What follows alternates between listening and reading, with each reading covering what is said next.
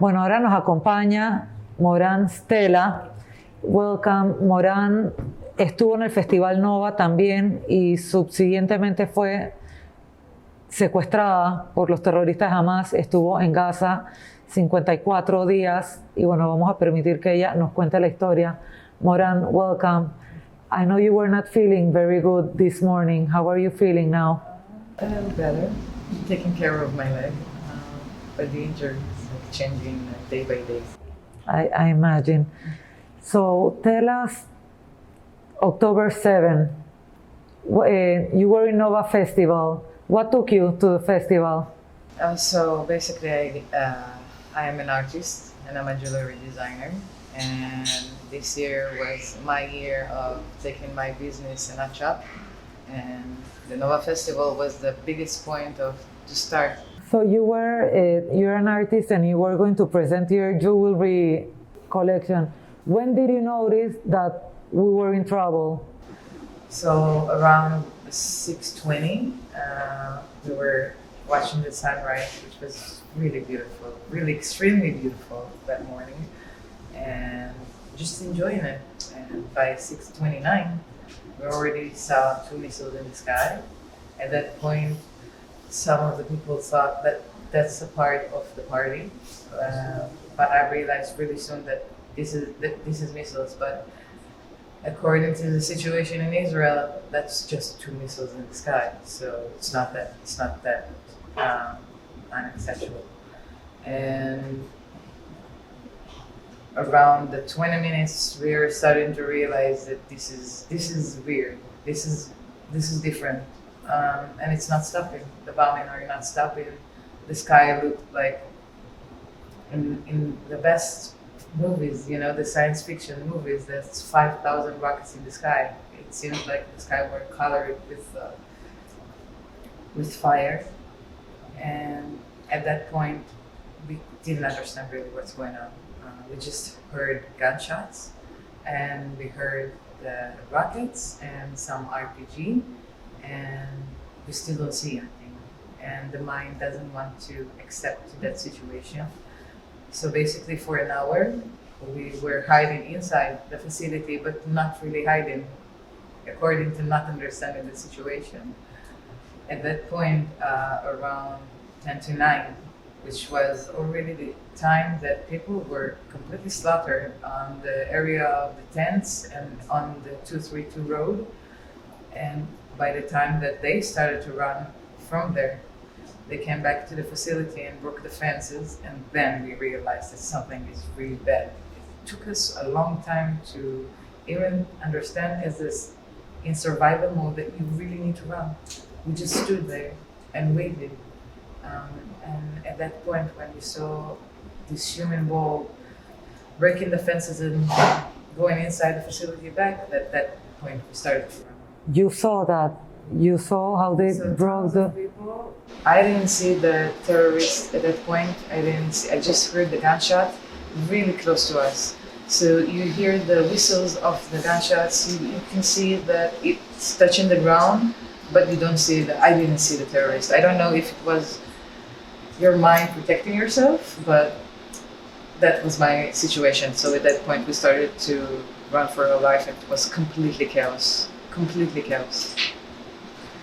And you ran and you hid, and then you were taken hostage.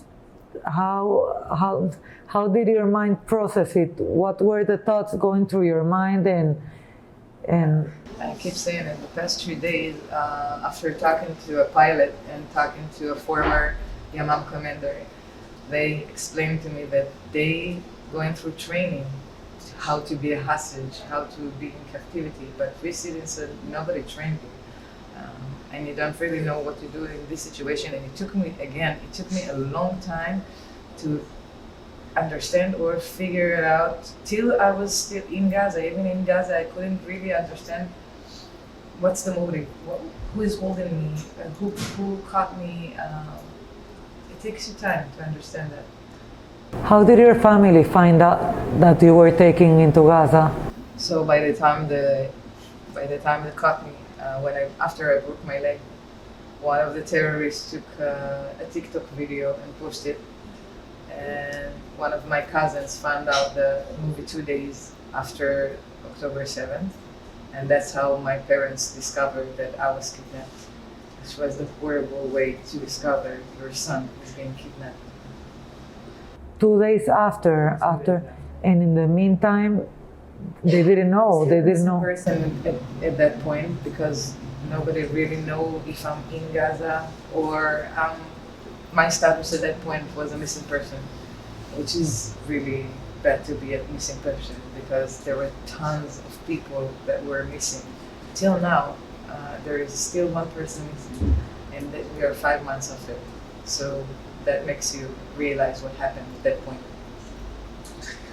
So you were taken into Gaza. You stayed there for 54 days. During that time, do you have a sense of days going by? Yeah. From first day, we counted the days and we kept remembering the date because that makes you a frame, gives you a frame of time, right? And you cannot see anything because the windows are closed and the door is closed. So you're just relying on the noises that you hear from the street. So eventually in time, we had to build some kind of clock according to the sounds, according to the days. But first few days, you don't know if it's day or night. You don't have a sense of time, but we keep counting the days. We didn't see lights. So were you with other hostages, or were you by? I was kept in a small room, me and an 18-year-old girl, and 4 Hamas terrorists. Everybody's sleeping in the same room. They're watching us day and night. We're not allowed to speak. We're not allowed to do anything. It's really forbidden to cry. It's even forbidden to think. So even if you're just making a face of thinking about something, then you need to say, no, I was just staring at the point on the wall. It was really forbidden to do anything.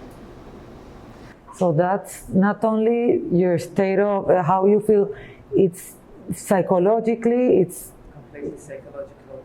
It's not torture to body, it's also to the mind. Except of the physical situation of the body. At the beginning, I broke my leg, and in time, it got really worse. I had one time high fever of 40 degrees, and I kept vomiting. I couldn't eat for 2.5 days.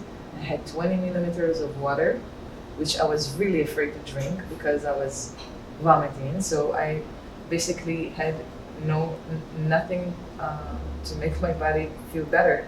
And even when I asked for medicine, that I was given the wrong medicine or saying that I will not get a painkiller to my situation. So at one point you think, okay, so that's how I'm going to die. The conditions in there are so poor that any small disease can kill you. And that's the situation of the people that are in there now for 5 months. I've been there for 2 months. It's horrible just to think about it. And how did you find out that you were gonna be released? It took a long time, and they tricked me for 3 times.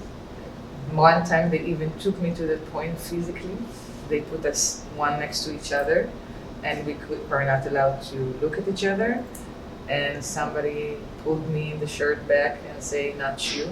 And they went home, and I was taken to an abandoned house. So I couldn't really rely on what they are saying to me, and I didn't believe them. So till the last point, I really believed that somebody will knock on the door and take me from my bed and say that they got confused and will bring me back into the houses. I didn't feel safe till the last minute. I saw the gates to Egypt. Did you have mixed feelings when you were released, knowing that you're going back home to your family and knowing that so many others stayed behind? One of their cruel games was to separate us without reason, or, doing a reality show. One of you is going home. Who is it gonna be? So I feel really bad, and I don't really allow myself to do most of the stuff because my heart is with them. some of my friends got murdered after I was released. So it's not really a situation that I can say I'm fully home. I'm not. I'm really with them on my mind. That every time I look at the beach, or every time I drink my water, or every time I eat, I think about that. You're very courageous. It takes a lot of strength to be able to not only tell your story, come to Panama to share it with us. I know I can see it. I mean, it is difficult. And how do you find the strength, and why is it so important to share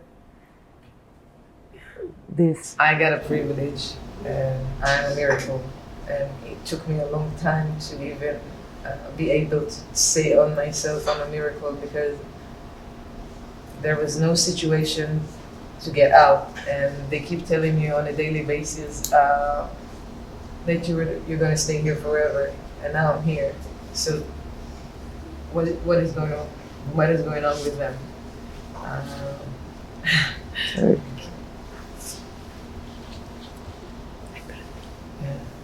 So yeah, I'm sorry. Can you No. How do you find the strength, and why is it so important to tell the story? That's why I forgot your question, because that's the body. I have a mission. I was supervised. I was protected, and I believe that was not for nothing. That I have to do something with it now. So we promised each other every time we left the house. We passed our details between each other. So if somebody is staying here, somebody going out, that they will tell that we are inside. And I was the problematic case in the room. And so my details were passing in between everybody. And now I'm here, and they're still there. So that's my power. That's my mission. You said that you're a miracle. You both are miracles. How has your relationship with God changed after this ordeal? I'm a spiritual person before. It just made things more clear and stronger.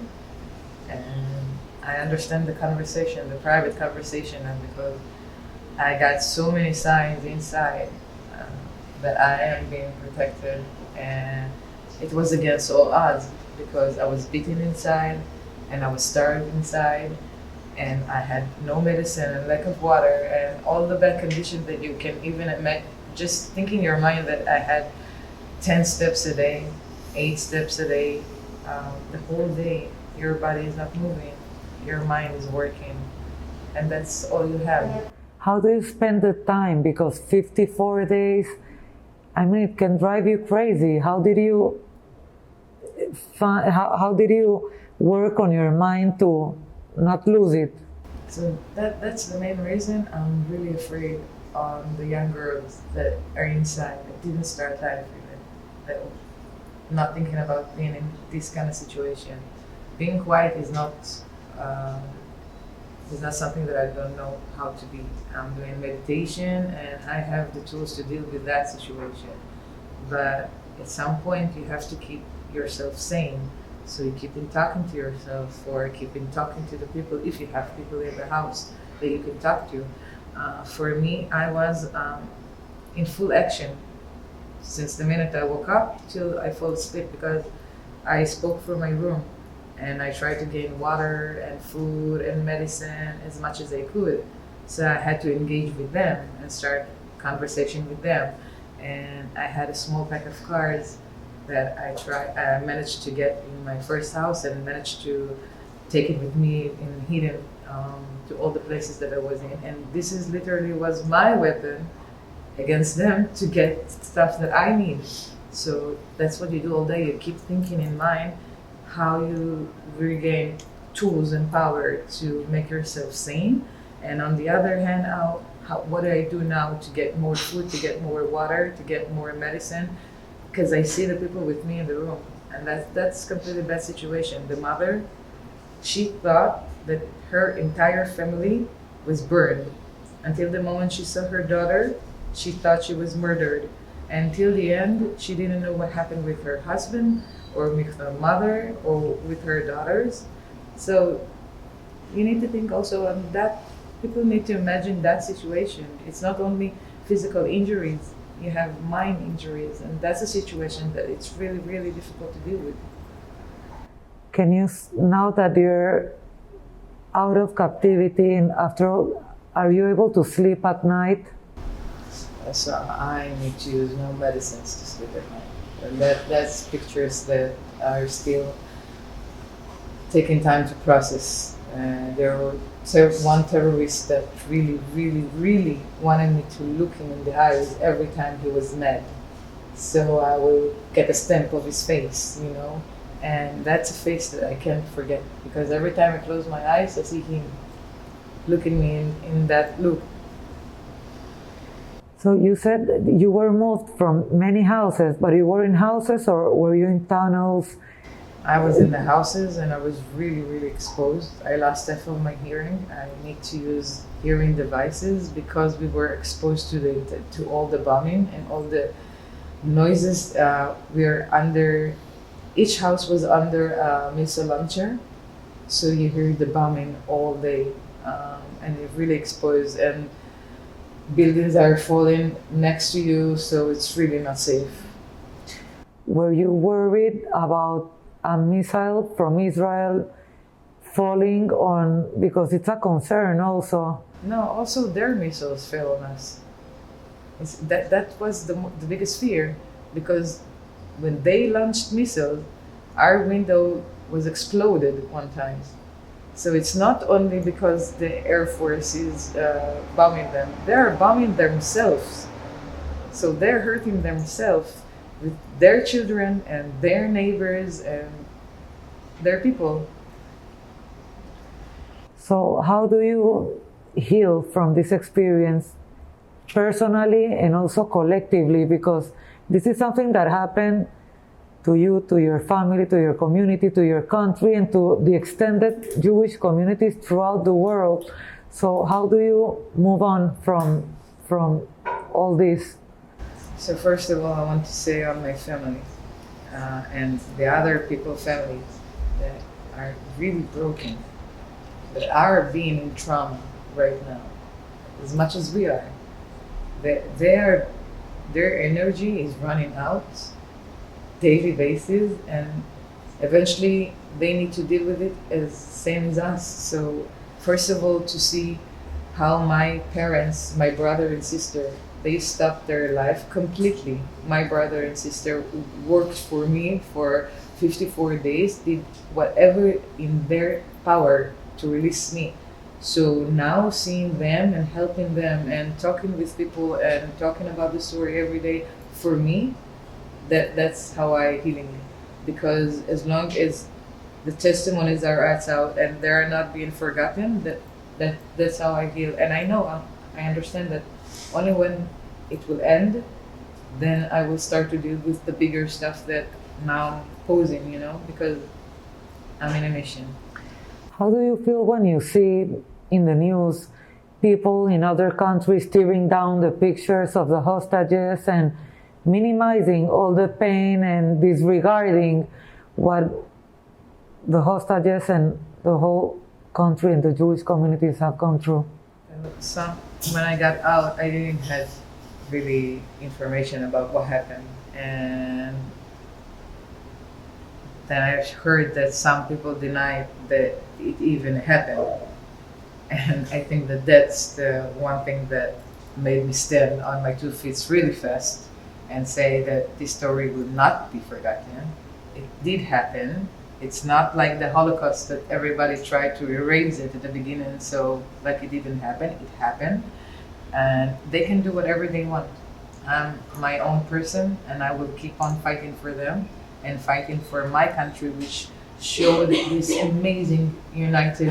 They became united, and everybody is for one cause right now. So that's the only thing I'm looking at. And if one person wants to rip off the paper, it doesn't mean it didn't happen. You can do whatever you want. I will do whatever I want.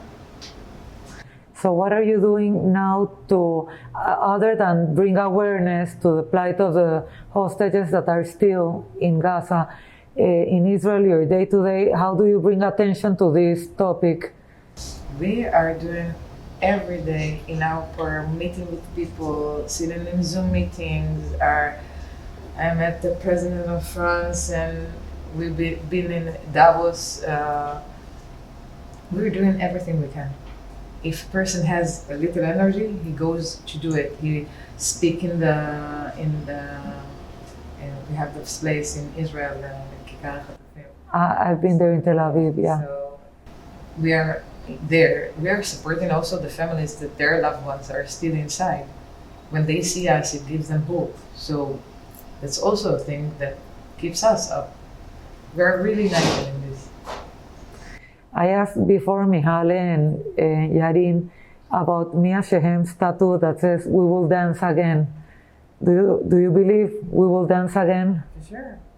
I believe in my country, and we're a small country, but we already proved that we are united and that nobody can break us. If there is one thing that I didn't give to the terrorists, is me as a victim. He can do whatever he wants, but I'm not your victim. And I believe in my people and my country, that when that will be done, they will do anything in their power to grow from this up and not falling down back, you know.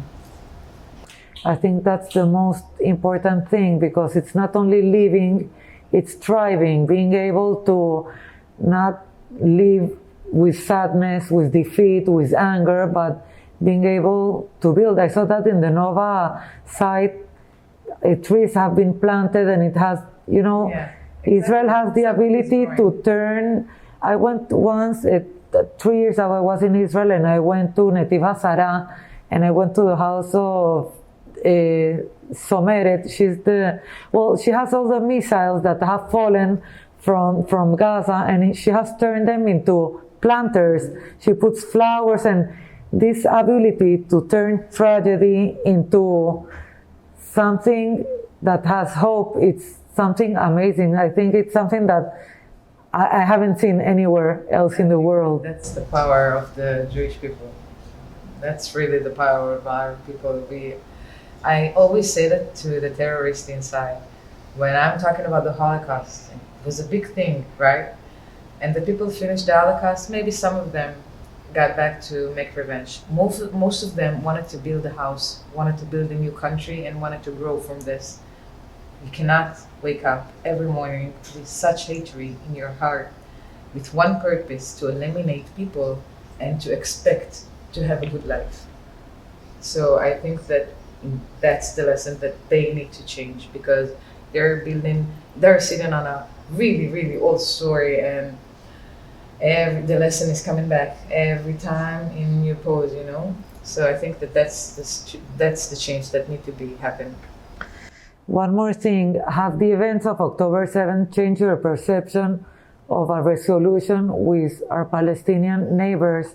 I don't know, I saw one interview of one of the released hostages. She said that everyone was involved in her being a captive, that civilians, Hamas terrorists. So what's your input or your insight based on your experience? So I'm not a political person, I'm an artist. And I'm a people lover, and what I believe is that this is not something that I can judge. Everybody was in this story, in their side. Everybody knew it. I was brought into Gaza like a bull coming into an arena. All the civilians were very happy, everybody was celebrating. So they knew what happened. I can also say that they're brainwashed. In the worst case scenario, they're brainwashed with one purpose only. So I think that that's what they need to change. I don't know now, and I don't have the position now to talk, as long as my friends are still in there. So after they come back, we will figure out a new solution. Thank you.